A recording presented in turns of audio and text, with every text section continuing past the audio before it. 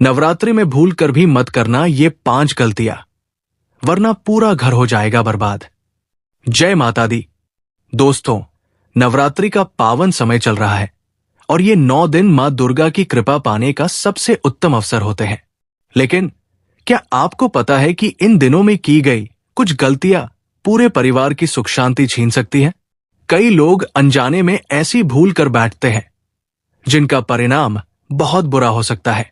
अगर आप चाहते हैं कि मां दुर्गा की कृपा आपके घर पर बनी रहे, तो इस वीडियो को अंत तक जरूर देखें, क्योंकि हम आपको बताने वाले हैं वे 5 गलतियां जो नवरात्रि में भूल कर भी नहीं करनी चाहिए। पहली गलती, गंदगी और अशुद्धता। नवरात्रि में घर और मन दोनों की शुद्धता बहुत जरूरी होती है।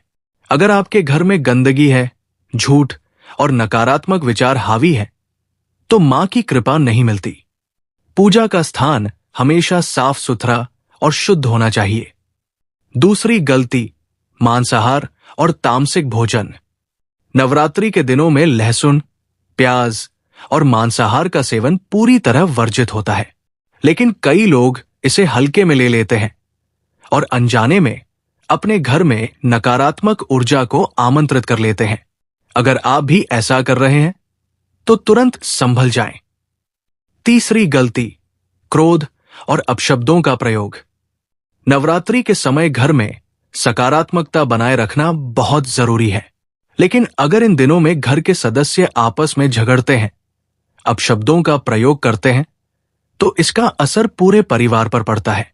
मां दुर्गा की कृपा पाने के लिए मन और वाणी की शुद्धता बहुत आवश्यक है। चौथी गलती, दान पुण्य से बचना। नवरात्रि में दान करने का बहुत महत्व है। अन्न, वस्त्र और जरूरतमंदों की सहायता करने से मां दुर्गा अति प्रसन्न होती है। लेकिन जो लोग इन दिनों में कंजूसी करते हैं या दान पुण्य से बचते हैं, वे मां लक्ष्मी की कृपा से वंचित हो सकते हैं। पांचवी और सबसे बड़ी गलती, पूजा पाठ में लापरवाही। अगर आप व्रत रख रहे हैं, तो पूरी श्रद्धा और नियमों का पालन करें। कुछ लोग व्रत तो रखते हैं, लेकिन पूजा का समय टालते रहते हैं और अनुचित चीजों का सेवन कर लेते हैं।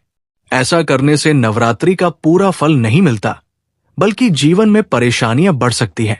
तो दोस्तों, अगर आप भी इन गलतियों में से कोई कर रहे हैं, तो तुरंत संभल जाएं।